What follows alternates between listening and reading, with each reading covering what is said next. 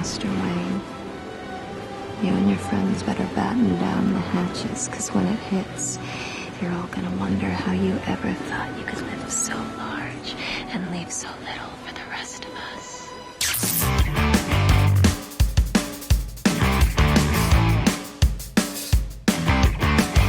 What's up tout le monde? C'est ton boy Max.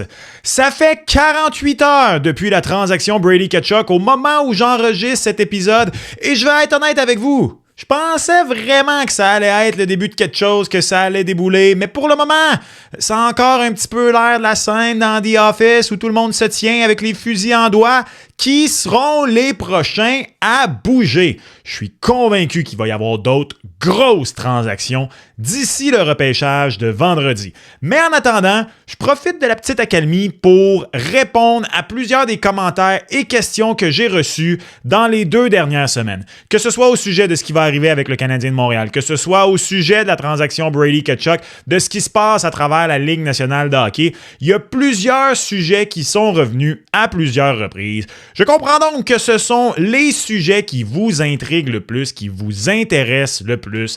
Alors, on va regarder ça ensemble dans l'épisode d'aujourd'hui et commençons justement, sans plus tarder, avec un des sujets qui revient le plus sur mes plateformes, que ce soit sur YouTube, n'importe quelle des plateformes sur lesquelles tu peux publier des courtes vidéos verticales de nos jours, a.k.a. toutes les plateformes sur X, name it. Et est-ce que le Canadien doit répondre aux Panthers de la Floride?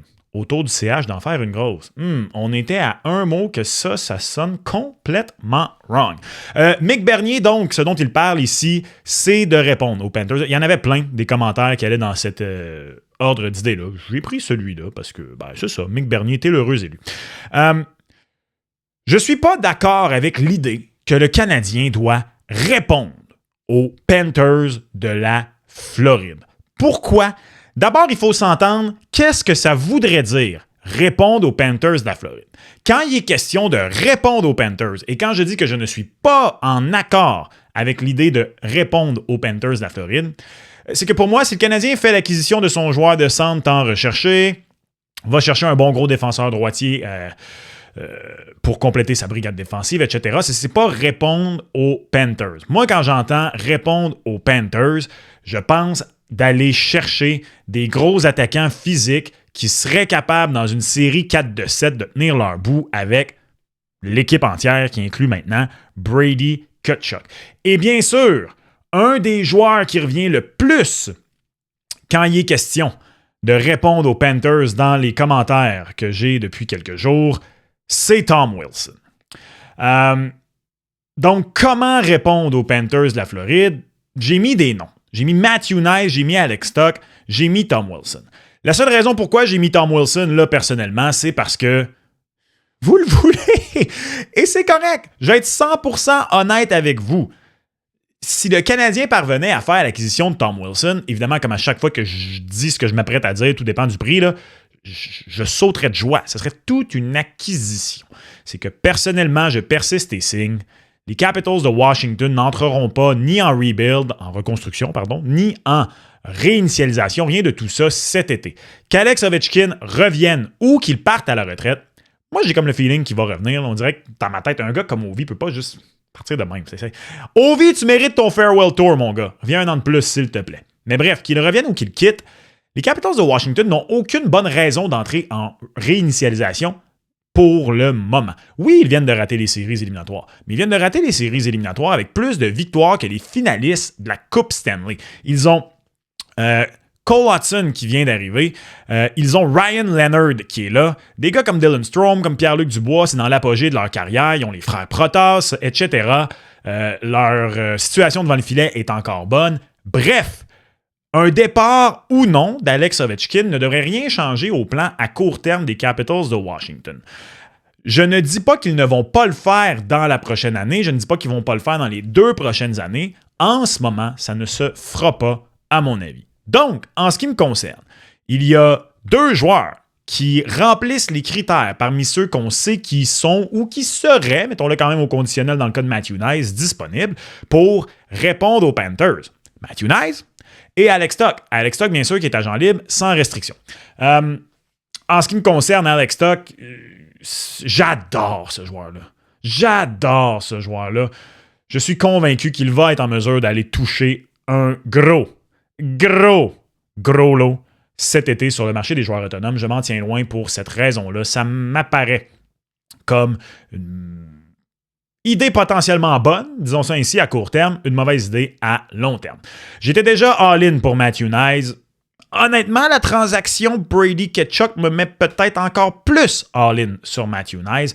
Le problème avec celui-ci, c'est que de plus en plus, on voit des rapports à travers la Ligue nationale de hockey que plusieurs dirigeants commencent à avoir l'impression que John Chayka, il veut rien voir s'il est vraiment capable de voler quelqu'un avec Matthew Knies et qu'il ne voudrait pas réellement l'échanger.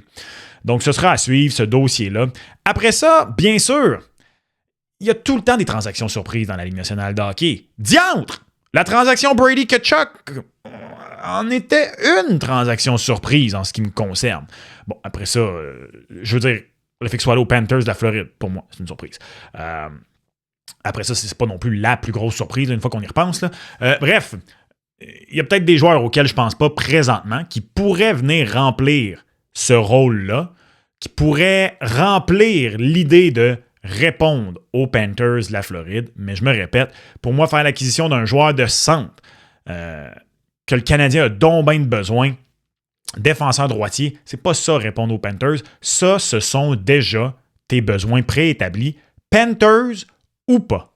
Maintenant, toujours au sujet des Panthers de la Floride et l'idée d'y répondre. Pourquoi, au-delà de faire l'acquisition de peut-être un Matthew Knies, un Alex Stock, un Tom Wilson dans un monde idéal qui n'existe pas à mon humble avis, après ça, je vais être très heureux si je me trompe. Très, très, très heureux, pour être bien honnête.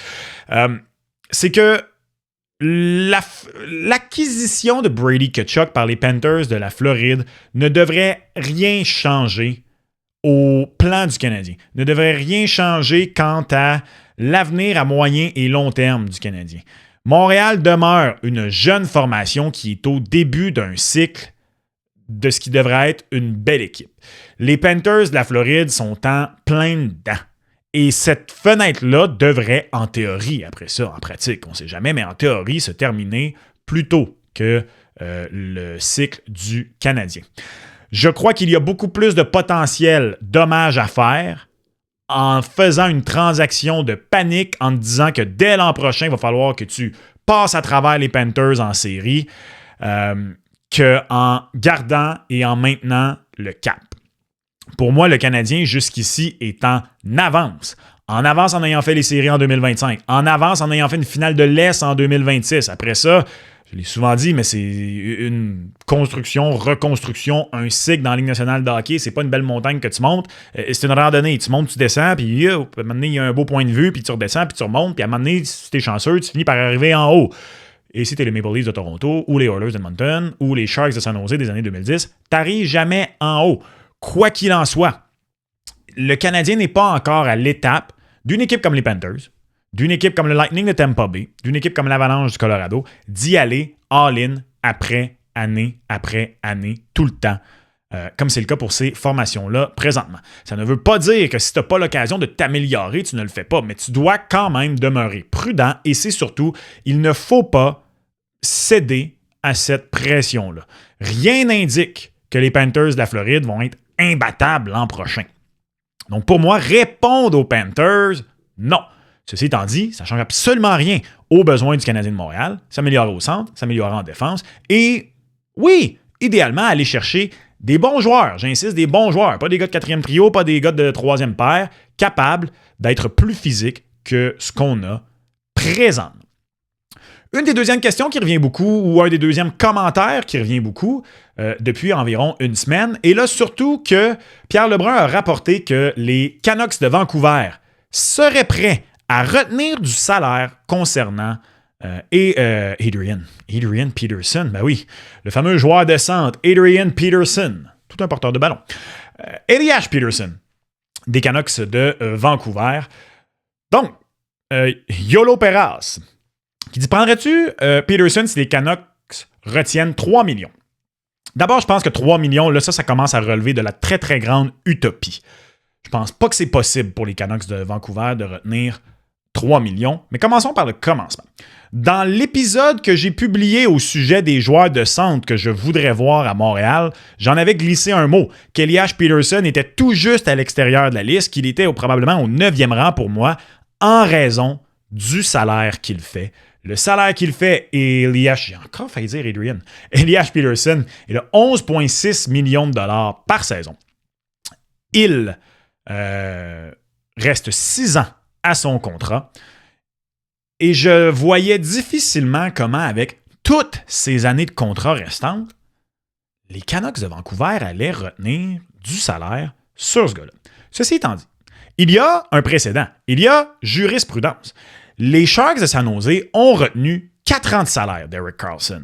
La saison 2026-2027 va être la dernière de 4 années de salaire qu'on a retenu d'Erik Karlsson, ce qui fait en sorte que Karlsson, avec les Penguins de Pittsburgh, il compte pour 10 millions sur le plafond des Penguins, alors qu'en réalité, il fait 11,5 millions. On a donc retenu 1,5 million.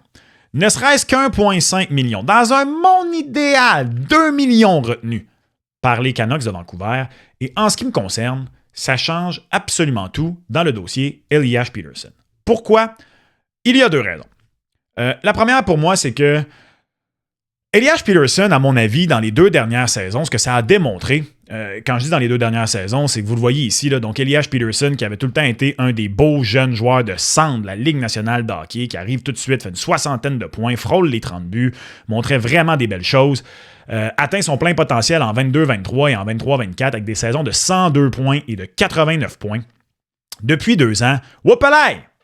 Oui, il y a eu des blessures, vous le voyez, 64 matchs seulement en 24-25, 74 matchs en 25-26. N'en demeure pas moins que par 82 matchs, par tranche de 82 matchs, sa moyenne est passée de 97 en 2022-2023, 2023-2024 à 57 en 24-25, 25-26. Je comprends tous les drapeaux rouges associés à ça, d'autant plus avec le contrat. Ceci étant dit, pour moi, ce que ça démontre, c'est que Elias Peterson, comme plusieurs athlètes professionnels, c'est un excellent joueur qui est à son meilleur lorsqu'il n'est pas le joueur de l'équipe. En 2022-2023, en 2023-2024, les Canucks, c'était une belle équipe qui comptait sur JT Miller, qui comptait sur Quinn Hughes, qui comptait sur Elias Peterson, un Brock Besser qui était à son meilleur, Thatcher Demko devant le filet, etc., etc. Bref, et même que le joueur franchise des Canucks, c'était Quinn Hughes. C'était pas Elias Peterson.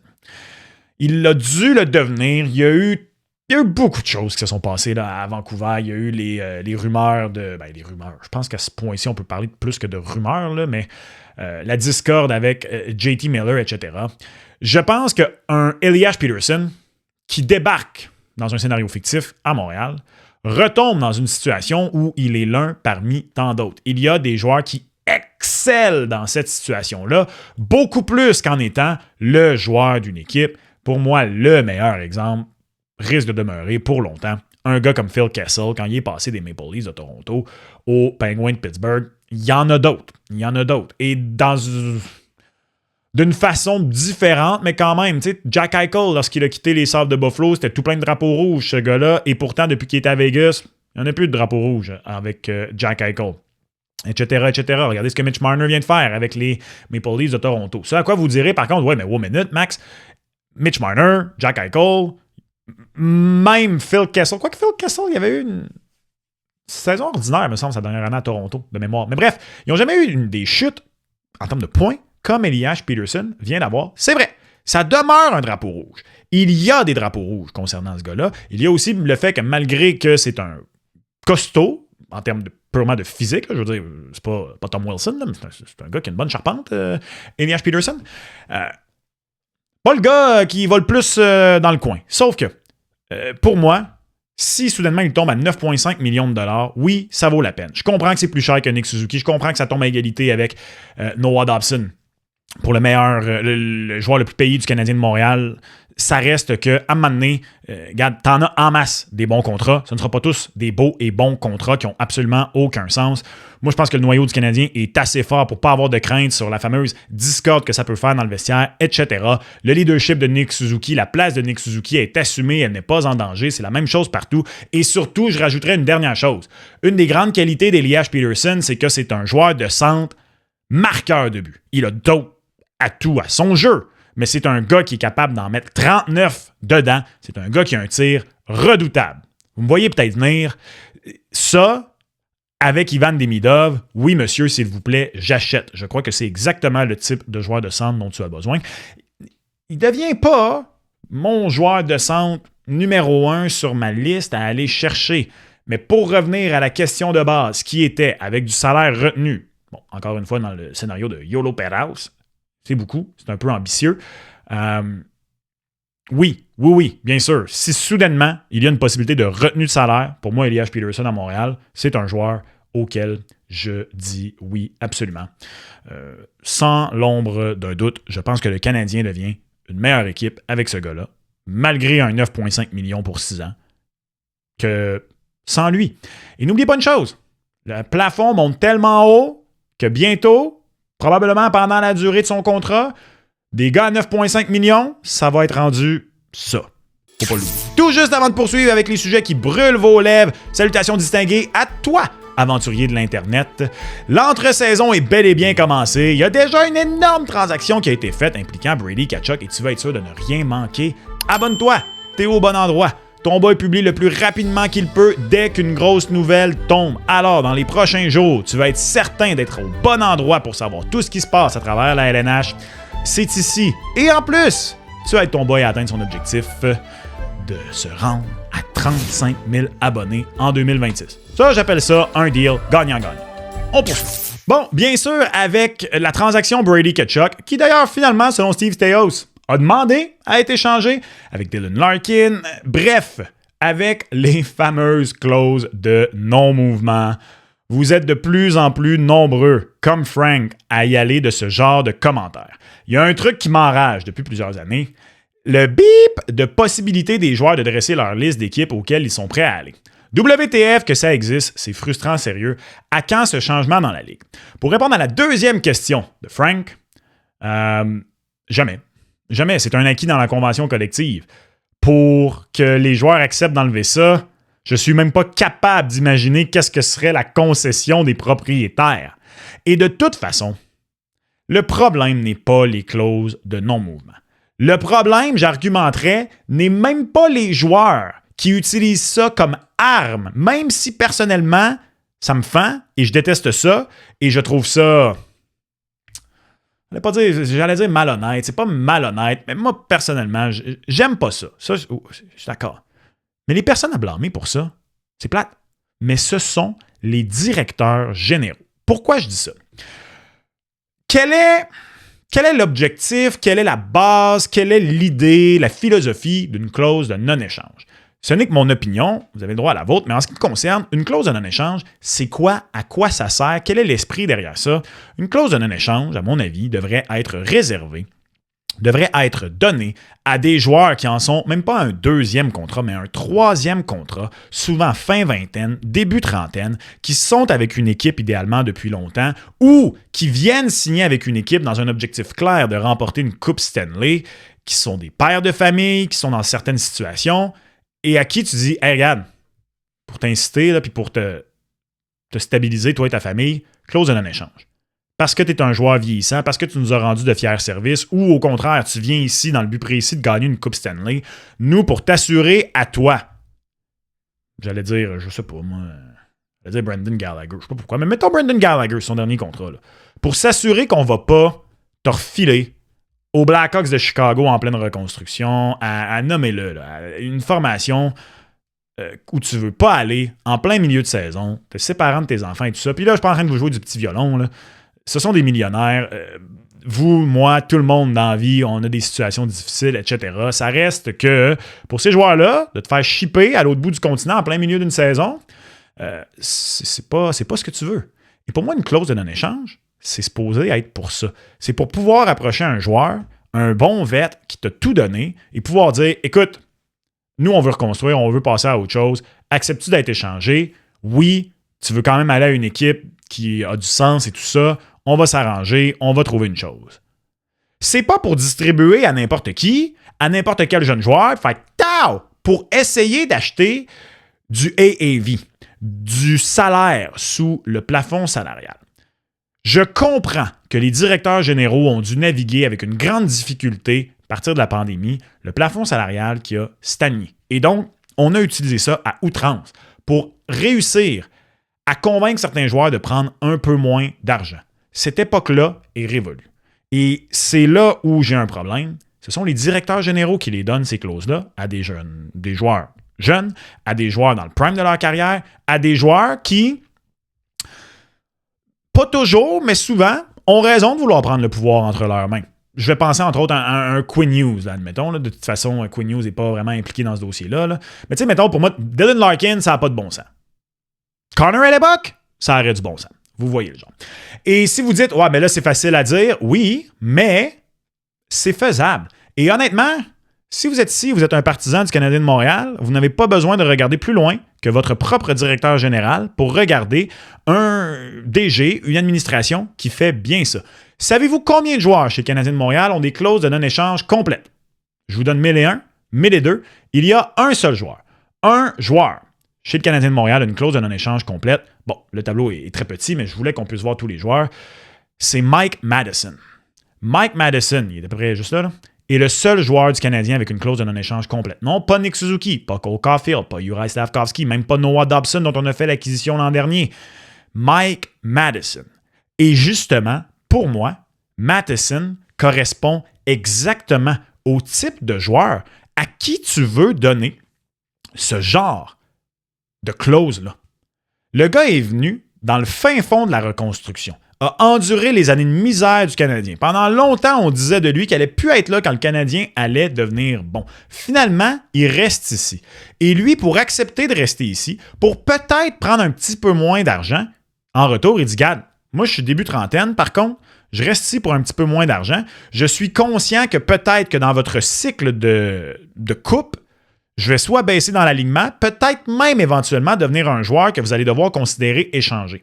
Mais au moins, lorsqu'on sera rendu là, je vais pouvoir dire « Wow, minute, je suis un père de famille, je ne vais pas aller n'importe où contre qu'est-ce que vous voulez comme ça pour que vous me balayez du revers de la main. On va travailler ensemble. » Et c'est ce qui risque d'arriver.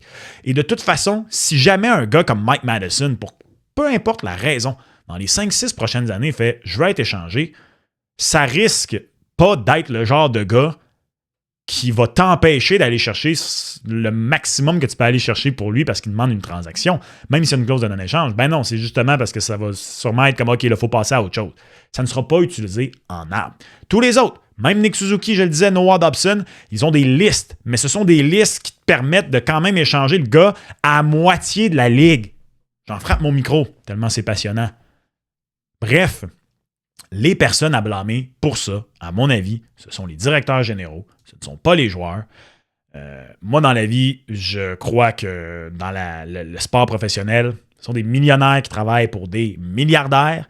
Ça demeure, eux, le produit. Ça demeure, eux, les travailleurs. J'ai pas de problème à ce qu'ils aient des conditions négociées. Après ça, si le patronat donne trop de clauses à qui mieux, Michael McCarron, c'est leur problème. Et les quelques joueurs qui utilisent ça comme arme, oui, c'est plate. Honnêtement, c'est décevant. Mais rendu là, c'est la faute aux directeurs généraux. Je suis vraiment curieux de vous entendre à ce sujet-là. Dites-moi ce que vous en pensez sur les clauses de non-échange. Je suis conscient que peut-être qu'il va y avoir un débat intéressant à ce sujet-là. Le prochain sujet, Radko Gudas à Montréal. Non, merci. Prochain sujet. C'est un peu similaire à celui dont on vient de discuter, non pas Radko Gudas, mais les clauses de non-mouvement. Il y a Habs 25 420, let's go, qui dit il faut se poser de sérieuses questions par rapport à l'avenir de la LNH. Les 20 dernières années ont été incroyables en termes de développement et de business grâce à, ça me fait mal à le dire, Gary Bettman et l'ère du cap salarial. Ça a permis à des marchés émergents de fleurir, de solidifier, d'avoir des vraies équipes de Major League. Est-ce qu'on peut vraiment parler d'équité des clubs maintenant? C'est intéressant, ce sujet-là. Et la peur des super teams est énorme présentement. Sauf que quand on regarde dans les faits, la Ligue n'est pas bien différente, à mon avis, qu'elle l'a été dans les 30 dernières années, à part que plus de joueurs prennent leur destin entre leurs mains. Si vous êtes comme moi, que ce soit mi-trentaine à début quarantaine, vous avez grandi à l'époque de Super Team. Les Devils du New Jersey, l'Avalanche du Colorado, les Red Wings de Détroit, de la fin des années 90 au début des années 2000. Avec les Stars de Dallas, ces équipes-là ont gagné 9 coupes sur 10, si je ne me trompe pas. Les Devils en 95, l'Avalanche en 96, les Red Wings en 97-98. Est arrivé les Stars de Dallas, ça fait 4 en 5. Après ça, à nouveau, ces 3 équipes-là. Puis t'as comme eu le Lightning qui est venu interrompre tout ça là-dedans. Bref, t'avais des super teams. Le cap salarial a permis d'amener une certaine parité, mais j'insiste sur certaine parce que même dans les 15 dernières années, t'as eu des équipes qui dominaient, d'autres équipes qui ont dominé. Les Penguins de Pittsburgh ont gagné 3 coupes. Les Blackhawks de Chicago ont gagné 3 coupes. Les Kings de Los Angeles ont gagné 2 coupes. Et là-dedans, l'équipe qui vient être un petit peu les Stars de Dallas, ce sont les Bruins de Boston. Ils en ont gagné rien qu'une, mais ils ont fait d'autres finales de la Coupe Stanley à travers tout ça.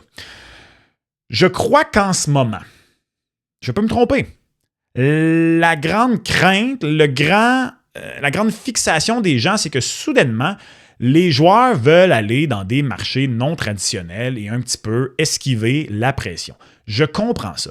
N'en demeure pas moins que ce cycle-là, je pense, va toujours exister. Et je crois qu'en ce moment, le Lightning de Tampa Bay, l'Avalanche, un peu l'Avalanche, mais surtout les Golden Knights de Vegas, les Panthers de la Floride, ce sont ce qui était à une autre époque l'Avalanche du Colorado, les Red Wings de Détroit, les Devils du New Jersey. Je veux dire, il y a une année où l'Avalanche du Colorado a signé Teemu Selanne puis Paul Kariya, puis ils ont joué sur leur 3e trio. Là. Les Red Wings de Détroit, on les appelait littéralement les Hall of Fame Red Wings. Puis en plus, dans ce temps-là, sans plafond salarial, ils pouvaient faire ce que les équipes peuvent plus vraiment faire, c'est-à-dire, yo, tout ce qui nous manque, c'est un gardien. Hey, Dominique Hachek, viens-t'en à Détroit. Hey, Patrick, viens-t'en au Colorado. C'est encore pire. Je comprends la crainte de retourner à ça et on ne veut pas ça, mais je pense que ça va toujours être ainsi. Il va toujours y avoir un cycle d'équipes qui attire plus que d'autres en raison de la victoire et d'autres facteurs. Mais en ce moment, il n'y a pas de gars qui veulent quitter Montréal. Il n'y avait pas de gars qui voulaient quitter Winnipeg jusqu'à ce qu'il sombre. Et là, soudainement, Connor Hellebuyck, qui est en fin de carrière, veut le faire. C'est comprenable, c'est compréhensible. Mais regardez, Kyle Connor, pas plus tard qu'en octobre dernier, a signé pour prolonger à Winnipeg. Un Américain, etc., etc. Il va toujours avoir des équipes qui attirent plus que d'autres. Je ne pense pas que c'est en train de devenir pire que c'était. Je suis peut-être naïf. Je crois juste qu'en ce moment, ceux qui sont en train de s'améliorer grâce à ça, c'est des équipes qui, naturellement, on a un petit dédain envers eux, entre autres à cause des fameux États sans taxes que plusieurs trouvent qui sont avantagés. Je dis trouvent, mais ça semble de plus en plus un fait.